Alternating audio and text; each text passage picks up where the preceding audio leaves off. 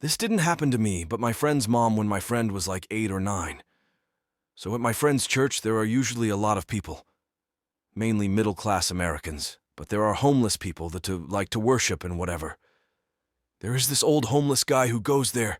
He sits about 3 rows behind my friend and her mom and her dad at church. So one day while they are in church, my friend is looking around the church because she is bored, and she turns around to see this guy staring at her mom. He then looks at her and gives you the creepiest smile ever. My friend gets scared and turns back around but can't help but turn around over and over, and this guy is still staring at her mom in vinegar.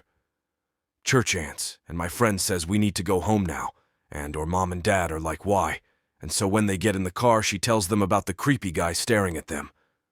Her parents think nothing of it, and that she is making stuff up.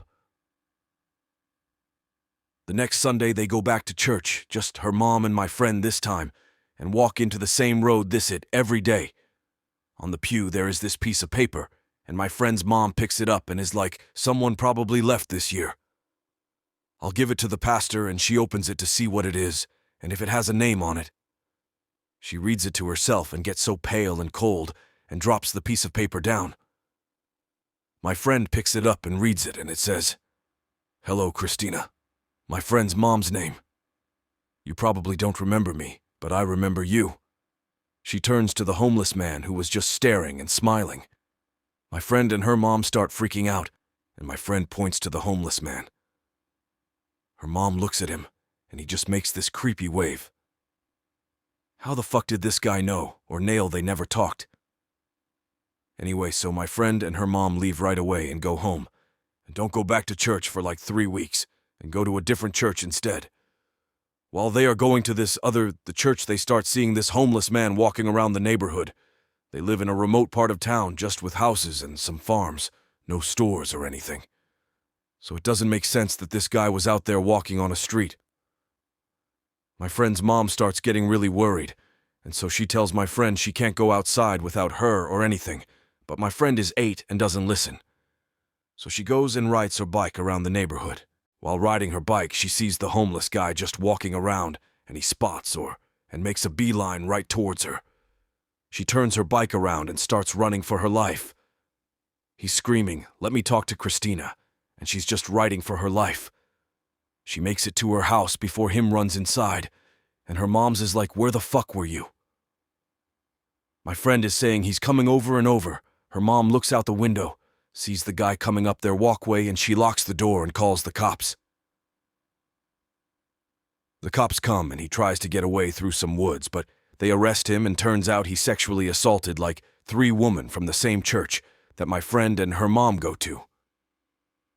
He got arrested, and I'm pretty sure he's still in jail now, but it's still really disturbing. At the age of 10, I went to this church camp that is called Cheery Run. I didn't bring any friends with me, nor did I make any. It was a rather miserable and lonely week for me. In the middle of the week on a Wednesday, I was sitting outside of the tabernacle alone. We just finished evening service and I had about 2 hours to spare before curfew. I just sat there reading a book in the dim light, feeling lonely but trying not to care. It was about a half hour later when a young adult male approached me. He told me I looked so sad and asked if I wanted to get a snack from the snack bar, Knew the Dorms. I was thrilled to see in the least that someone was paying attention to me. I agreed and never asked his name. He was very tall with a little chip to him. He had greasy brown hair and these icy blue eyes that I will never forget. But anyway, I ended up getting a candy bar and a bit of jerky from the snack bar, and he paid.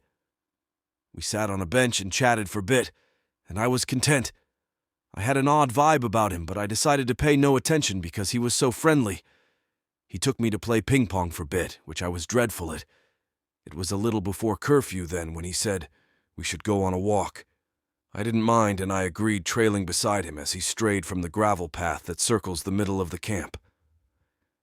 Eventually, we ended up behind the girls' dorm in an unlit section of camp. I thought nothing of it until he asked me for a hug.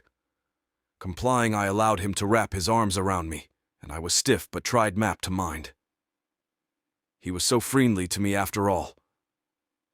Well, let's just say his hand strayed from my back and ended up in an unsuitable place. Then they dipped past my clothing, and you can guess what happened from there. I was traumatized. He made me promise to keep it a secret because imagine how sad the other campers would be if they found out how you said. Devastated, I agreed.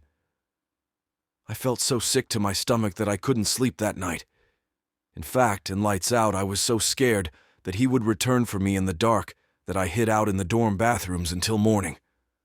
The next day, I avoided all meals and hid in various places at the camp.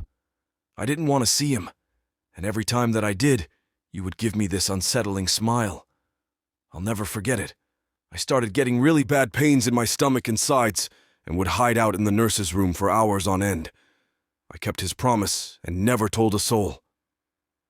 Now I live with this terrible secret that I feel immense guilt of.